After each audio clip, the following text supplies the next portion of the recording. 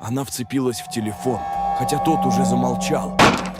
Стук повторился, на этот раз ритмично, настойчиво. Казалось, звук доносился не только из-за двери, но и прямо из динамика. Девушка сделала шаг вперед, ее взгляд упал на ручку. Она протянула руку, пальцы дрожали. И именно тогда металлическая ручка дрогнула сама, медленно поворачиваясь вниз. Кто-то по ту сторону явно не собирался ждать, пока она решит открыть.